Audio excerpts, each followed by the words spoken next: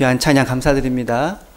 우리 대림절을 맞이하며 주님의 오심을 기다리는 이 시기에 특별히 마가복음 말씀을 통해서 주님께서 이 땅에 오신 그 의미를 그 발자취와 함께 살펴보는 그런 시간이 되시기를 바랍니다. 우리가 마가복음을 상중하로 세 부분으로 나누면 갈릴리 사역, 그리고 예루살렘으로 올라가는 그 여정, 그리고 후반부는 이제 예루살렘에서의 사역입니다. 지역도 다르지만 각 부분마다 예수님께서 중점적으로 말씀을 전하시는 그 대상도 조금 다릅니다. 갈릴리 사역에서는 주로 그 당시에 피폐해진 많은 이스라엘 백성들을 대상으로 병도 고쳐주시고 기적도 베풀어 주시고 천국 복음도 전해 주셨습니다. 그리고 예루살렘으로 가는 여정에서는 주로 제자들을 가르치시면서 참된 제자의 모습, 참된 하나님 나라의 백성의 모습이 무엇인지를 가르쳐 주셨습니다.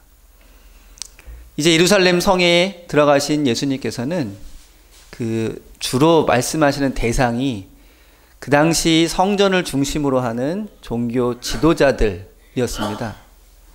그들과 논쟁하시고 맞서 싸우시기도 하고, 그렇게 마지막 예수님의 일생은 굉장한 긴장감 가운데서 전개가 되고 있습니다. 입성 그 당시부터 그리고 들어가자마자 행하신 그 첫 번째 사건인 오늘의 성전 정화 사건, 우리가 잘 알고 있는 성전에서 장사하는 사람들을 내쫓으신 이 사건부터 앞으로 예수님의 그 예루살렘에서의 그 일정 그리고 사역은 순탄치 않겠구나라는 것을 보여주고 계십니다. 오늘 우리가 읽은 이 마가복음의 성전 정화 사건은 마가복음에서 좀 특징으로 가지고 있는 그 구조가 다시 한번 여기 제시가 되어 있습니다.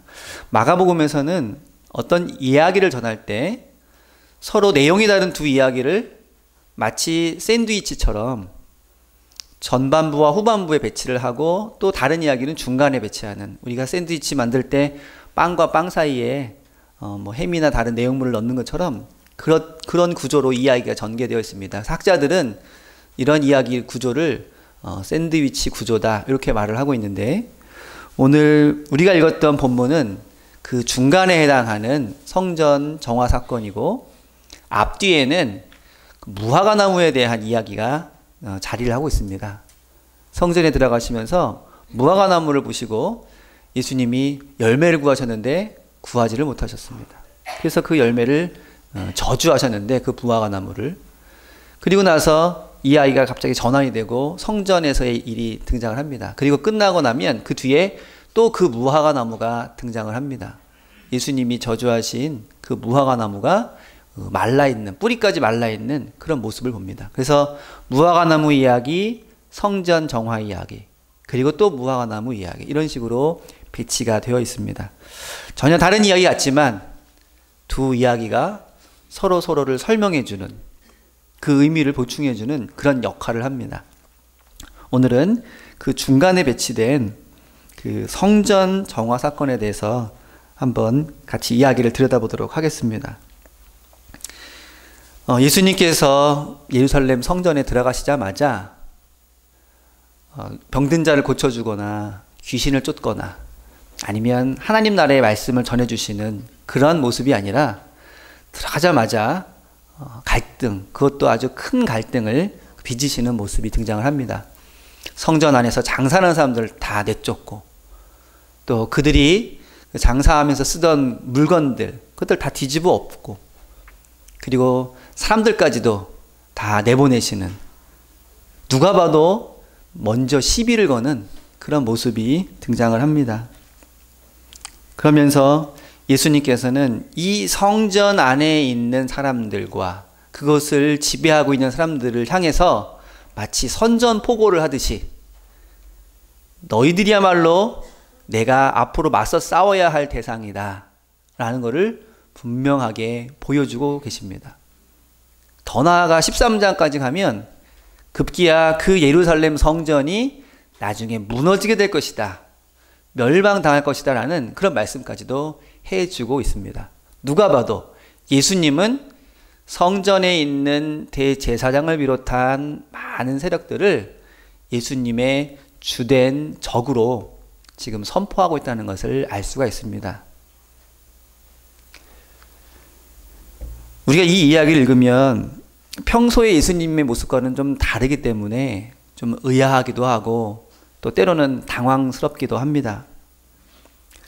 예수님이 귀신을 내쫓을 때 외에는 그렇게 화를 내신 적도 없고 더군다나 물리력을 행사하신 적은 거의 없으셨는데 귀신도 아닌 장사하는 사람들을 상대로 예수님께서 그토록 화를 내시고 또 직접 물리력을 동원하신 그 모습을 보고 처음 이 부분을 읽는 이들에게는 정말 알 수 없는 예수님의 행동으로 비춰지기도 합니다.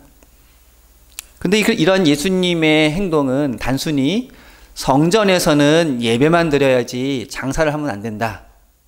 신앙과 경제생활은 별개의 것이다. 뭐 그러한 메시지를 전하기 위한 이야기는 아닙니다.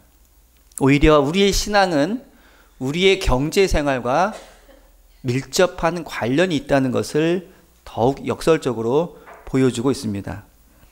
그리고 이 사건의 이면에는 그 당시 성전을 중심으로 얽혀있는 여러 가지 부조리와 부패, 그러한 현실들이 담겨져 있습니다.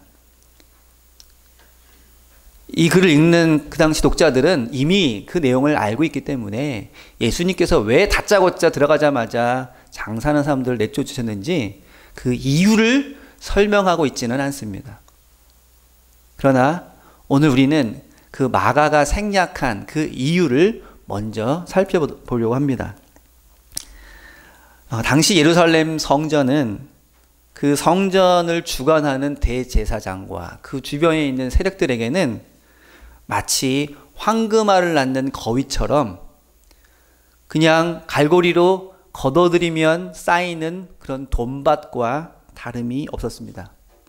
왜냐하면 모든 유대인들은 유월절을 맞이해서 예루살렘 성전에 와서 제사를 드려야 된다는 것이 그 당시 관습이었습니다. 그래서 유월절 기간만 되면 수많은 사람들이, 엄청나게 많은 사람들이 예루살렘으로 몰려와서 제사를 드리려고 그야말로 인산인해를 이루었던 그러한 당시의 풍습이 있었습니다. 많은 사람들이 모이고 그들이 몇 날 며칠을 머무르면서 또 제사까지 드려야 되는 그 예루살렘은 단지 많은 사람들이 오고 갔을 뿐만 아니라 그들이 먹고 자고 그리고 성전에서 제사를 드리는 그 모든 것까지가 다 돈과 연관되는 그러한 일이었습니다. 그래서 종교적으로는 제사를 드리는 기간이었지만 경제적으로도 매우 활발한 경제 활동이 이루어지는 그러한 기간이었습니다. 그리고 대제사장과 그 당시 성전을 중심으로 한 지배자들은 그 기회를 결코 놓치지 않았고 황금알을 낳는 그 거위를 다루듯이 자기가 할 수 있는 최대한의 능력을 발휘해서 순례자들을 대상으로 그들은 능숙하게 그 주머니를 털며 그리고 자기의 배를 불려갔던 그러한 기회로 활용을 하였습니다. 어떤 방법으로 그렇게 일을 했는지 한번 살펴보겠습니다. 먼저 유대인들은 그 바다를 굉장히 두려워하고 또 불결하게 여깁니다. 그 당시 성경 우리가 읽어보면 바다는 죽음의 장소 혹은 이방 신이 지배하는 그러한 곳으로 여기기 때문에 두렵기도 하고 또 불결하게 여기기도 합니다. 근데 이 6월절 기간 동안 외국에서 배를 타고 항구로 와서 예루살렘으로 들어오는 사람들, 그런 사람들은 이제 죽음의 장소, 불결한 장소를 지나왔기 때문에 그냥 예루살렘으로 들어갈 수가 없습니다. 정결 의식을 거쳐서 깨끗하게 된 다음에 예루살렘으로 들어와야 되는데 그 당시에 예루살렘의 곳곳에 그 정결 의식, 그들이 몸을 씻는 그 의식을 할 수 있는 수조들이 곳곳에 배치가 되어 있다고 합니다. 그래서 그곳에서 몸을 씻고 들어오는데 사용료를 지불을 해야 됩니다. 공짜가 아닙니다. 그리고 그 내는 그 사용료들은 대제사장과 연결이 되어 있습니다.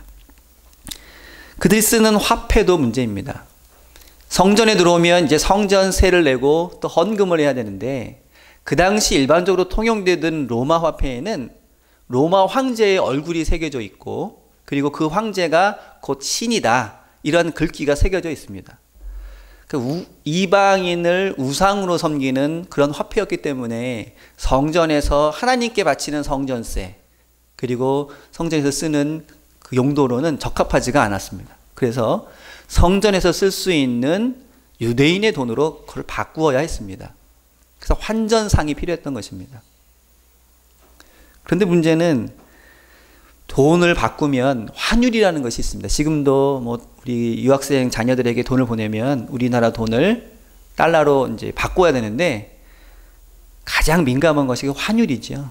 10원이 올라가고 내려가는 것에 따라서 엄청나게 경제적으로 올라가기도 하고 또 내려가기도 합니다. 로마의 화폐를 유대인의 화폐로 바꿀 때도 그런 환율이 존재했는데, 지금처럼 그런 정보가 제공되는 것도 아니고, 사람들이 뭐 은행을 통해서 그것을 조절하는 것도 아니고, 그저 부르는 것이 값인 그러한 시대에 환전상들은 엄청난 폭리를 취하고 있었습니다. 정말 말도 안 되는 부당한 환율을 적용을 해서 폭리를 취하고, 그 이익 중에 상당 부분은 그들을 그곳에서 환전상을 할 수 있게 했던 대제사장에게 다시 흘러들어가는 그런 구조가 있었습니다. 그들이 그렇게 폭리를 취할 수 있었던 것도 그런 대제사장의 허락과 묵인하에 가능했기 때문입니다. 결정적으로 성전에서 제사를 드릴 때 쓰는 동물도 또 큰 문제였습니다. 왜냐하면 이제 그들이 짐승을 끌고 와서 제사를 드리기 전에는 제사장들의 그 검사를 받아야 됩니다. 이 제물이 하나님께 드릴 그런 제물로 합당한가 합당하지 않은가. 그래서 몸에 상처가 있거나 부족한 것이 있으면 이것은 제물로 합당하지 않다고 퇴짜를 놓을 수가 있습니다. 그 권한을 제사장이 가지고 있습니다. 그런데 많은 순례자들이 자기의 고향으로부터 그 제사를 드리려고 그 짐승을 데리고 오는 과정에 뭐 다리에 상처가 나기도 하고, 뭐 뿔에 또 흠이 있기도 하고, 그런 모습이 있으면 제사장들은 가차없이 그것은 제사용으로 합당하지 않다고 퇴짜를 놓곤 했습니다. 거의 99.9% 자기 고향에서 끌고 온 짐승은 제사용으로는 합당하지 않았습니다. 그러면 그들은 어쩔 수 없이 흠없는 다른 짐승을 사와야 되는데, 바로 성전 안에 그 제사용 짐승을 파는 상인들이 있었습니다. 그리고 그곳에서 사는 짐승은 100% 합격 판정을 받았던 것입니다. 그런데 그들이 그곳에서 제사용 짐승을 팔 수 있는 권한을 누가 주었느냐? 바로 대제사장이 주었습니다. 그리고 그들은 그 수입의 일부를 또 제사장에게 상납하는 그런 구조가 되어 있습니다.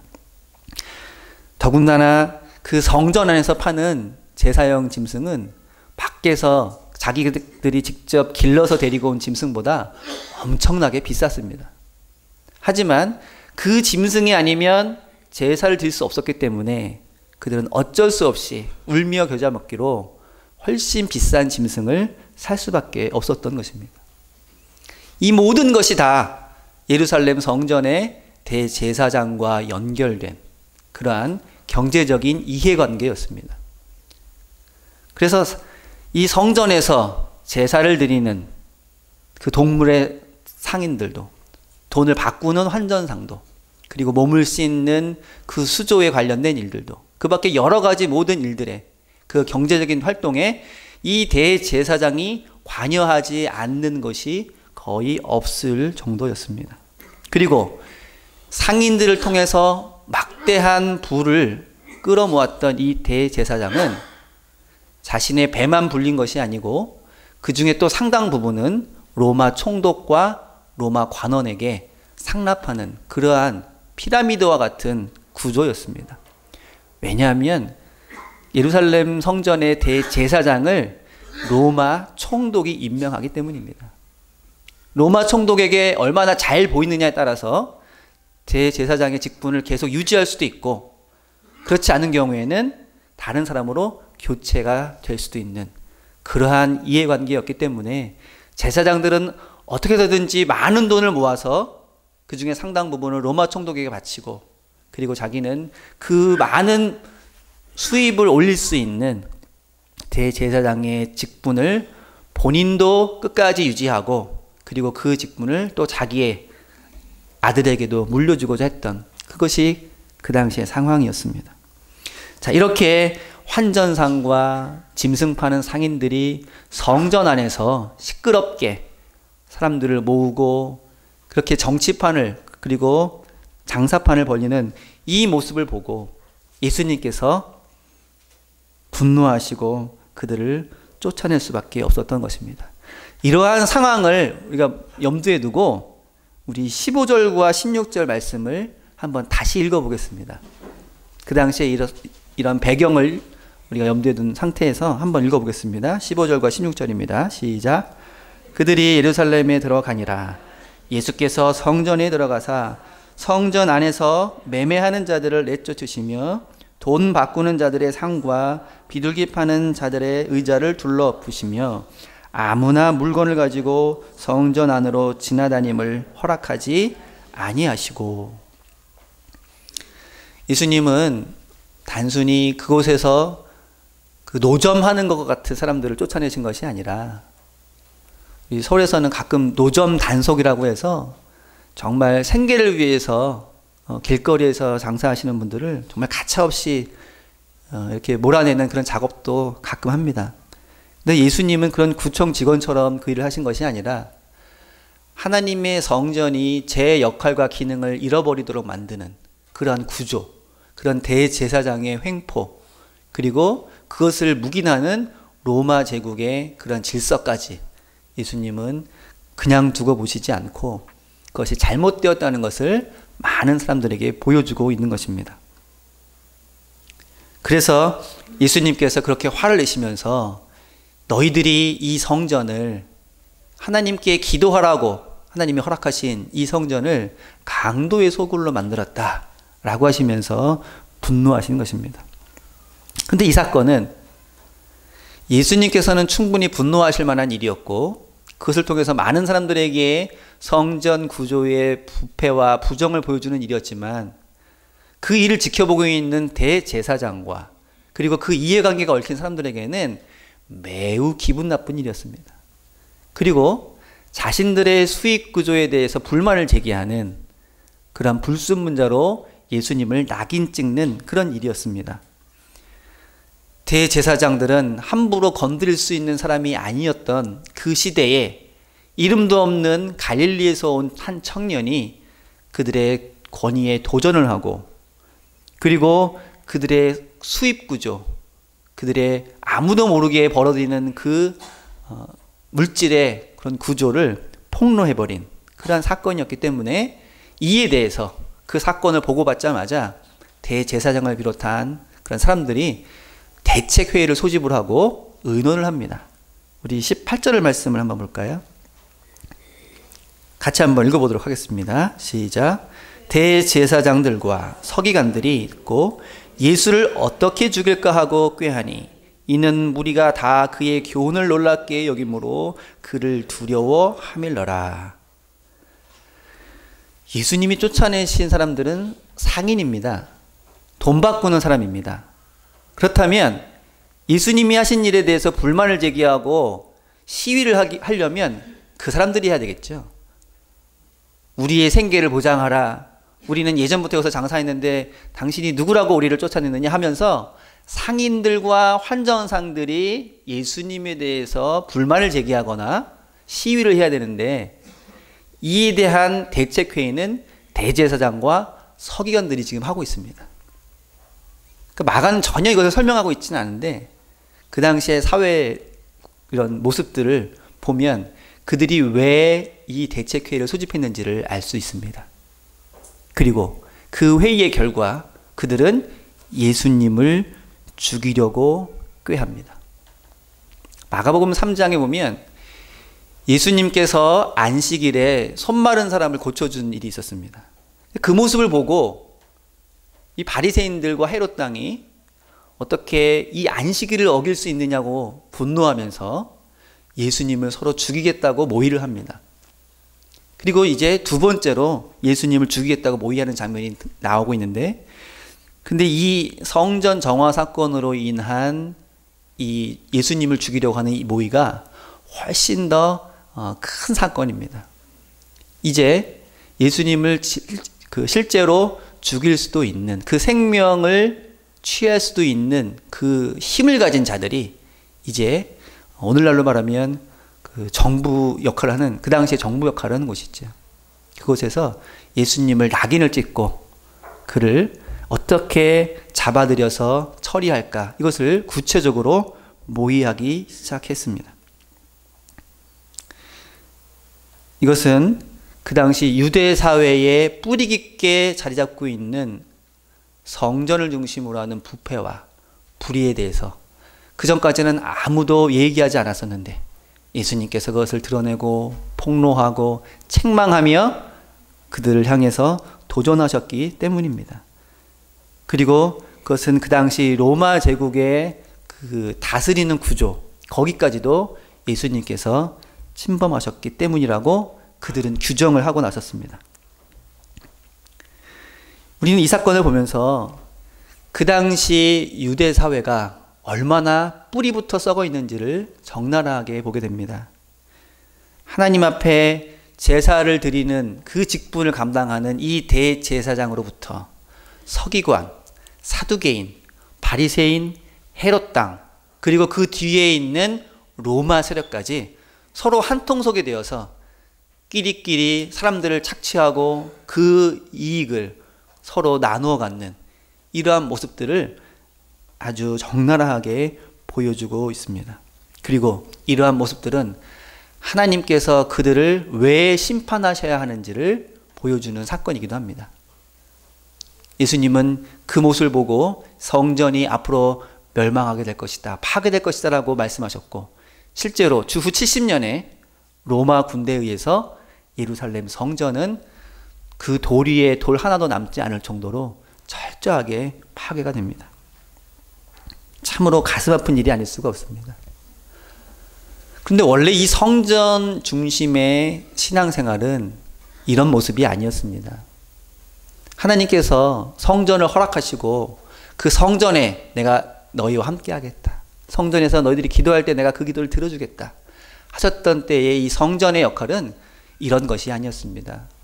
많은 사람들이 찾아와서 제사 드리는 그것을 이용을 해서 개인적으로 부를 축적하는 그런 모습이 아니라, 하나님 앞에 이스라엘 백성뿐만 아니라 오늘 이사야의 말씀처럼 이방인들도 하나님께 나와 함께 기도할 수 있는 만민이 기도하는 집으로 삼으시기 위해서 그 성전을 허락하셨다는 것입니다. 그런데 이스라엘 백성들은 만민이 기도하는 집이 아니라 단 몇 명의 사람들의 배를 채우는 그런 집으로, 그러한 강도의 소굴로 만들어 버렸다는 것입니다. 그리고 예수님은 이사야의 말씀과 그리고 예레미야 7장 11절의 말씀처럼 그 말씀을 인용하시면서 그들을 책망하시고 경고하시는 그 말씀을 전해주셨습니다. 그런데 과연 이러한 예수님의 경고와 탄식, 그리고 이러한 심판에 대한 이 말씀이 2000년 전 예루살렘 성전에 있는 사람들에게만 해당하는 것일까? 올해는 종교개혁 500주년을 맞이하는 해입니다.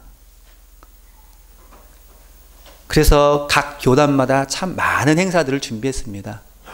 그래서 이쯤 되면 각 교단마다 올해 종교개혁 500주년을 맞이하면서 우리 교단에서는 이러한 행사를 했고 또 이런 일을 했습니다 하고 홍보를 할 시기입니다. 근데 어떻습니까? 전혀 요즘 그런 소식은 어느 한 신문에도 나오지 않습니다. 올해 종교개혁 500주년을 우리가 이렇게 잘 보냈다, 그래서 교회가 이렇게 새로워졌다 하는 뉴스는 단 한 꼭지도 나오고 있지를 않습니다. 그리고 한 기독교 신문에서 발표한 올해 2017년 한국교회 10대 뉴스에는 이러한 제목들이 있습니다. 한국교회 10대 뉴스. 첫 번째, 명성교회 불법 세습. 두 번째, 청소년 부흥사인 문대식 목사 성추행과 징역 8년 구형. 세 번째, 각 교단의 총회 결의에 따른 혐오의 조장과 그리고 이방인들에 대한 차별. 네 번째, 전병욱 목사의 성범죄. 교단은 묵인했으나 대법원에서는 범죄 인정. 다섯 번째, 교단을 불문하고 전국 350개 교회 세습 강행. 여섯 번째, 종교인 과세와 이에 대한 보수교단의 반발. 그리고 감신대, 총신대, 한신대, 학내 분규와 갈등, 뭐 등등 이런 기사들만 있어요.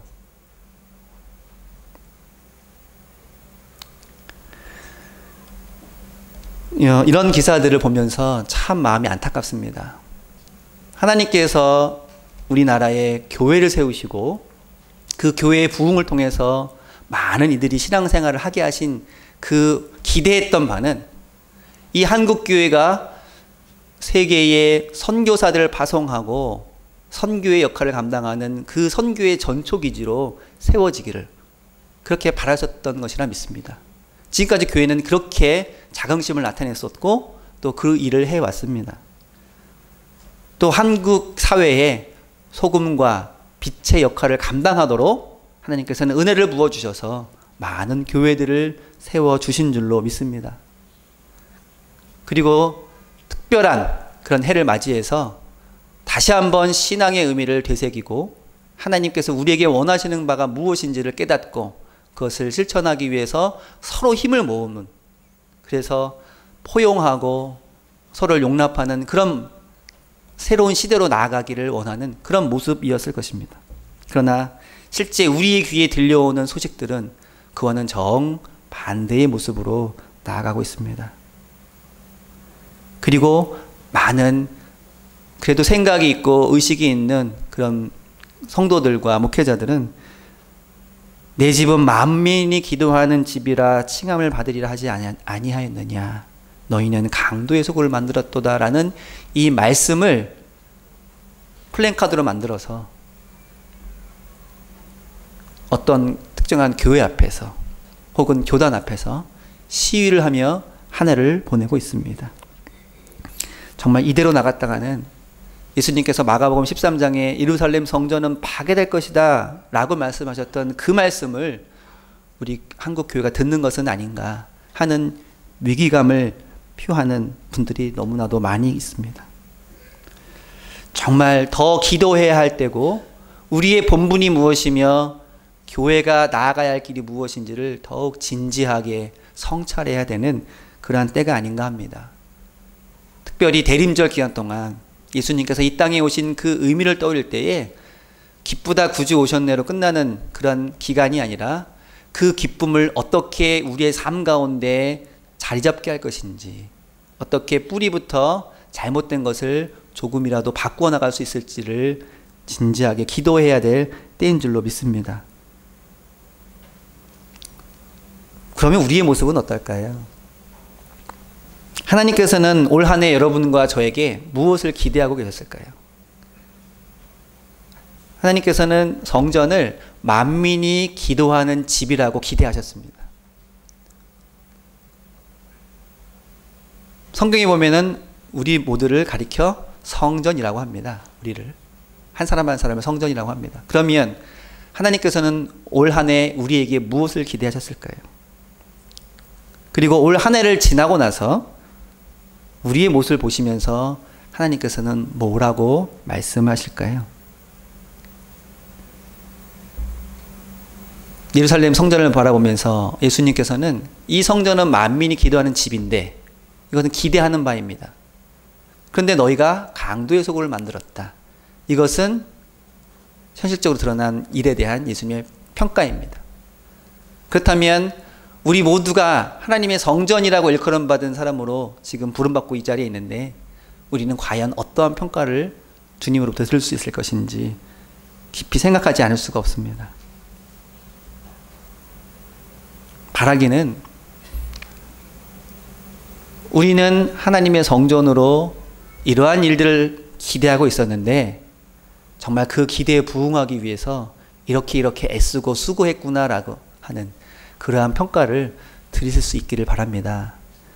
비록 예루살렘 성전과 한국 교회는 하나님의 기대와는 다른 모습으로 책망을 받고 심판을 받고 있지만 우리 수석교회와 수석교회에 속하는 우리 모든 성도들은 하나님께서 기대하시는 바에 부응하기 위해서 이런 모습으로 또 저런 모습으로 최선을 다하고 애쓰고 수고하며 헌신하였구나라고 하는 그러한 하나님의 말씀을 듣게 되시기를 바랍니다. 아직까지도 부족하고 연약하지만 그러나 그 부족함과 연약함을 채우기 위해서 오늘도 헌신하는 그리고 내일을 준비하는 그러한 우리 교회와 우리 모든 성도들이 될 수 있기를 기도합니다. 기도하겠습니다. 하나님 아버지 감사합니다. 부끄러운 마음으로 올 한 해를 마감하는 저희들의 모습 가운데서도 주님이 우리에게 베풀어 주신 그 은혜가 무엇이며 우리가 감당해야 되는 주님의 일이 무엇인지를 다시 한번 깨닫게 하여 주옵시고 이곳에 세운 주님의 거룩한 몸된 교회를 통하여 그리고 하나님께서 성전으로 불러주신 우리들의 삶을 통하여서 하나님의 기대에 부응하기 위해 최선을 다하며 헌신하며 기도하는 저희 모두가 될 수 있도록 인도하여 주시옵소서. 그러한 모습들을 통하여서 우리의 삶이 변하고 교회가 변하고 한국교회가 변하며 나라와 민족이 변화될 줄로 믿습니다. 하나님께서 함께하여 주옵시고 그 길을 인도하여 주옵소서. 감사드리며 예수님의 이름으로 기도드립니다. 아멘. 하늘에 계신 우리 아버지여 이름이 거룩히 여김을 받으시오며 나라가 임하옵시며 뜻이 하늘에서 이루어진 것 같이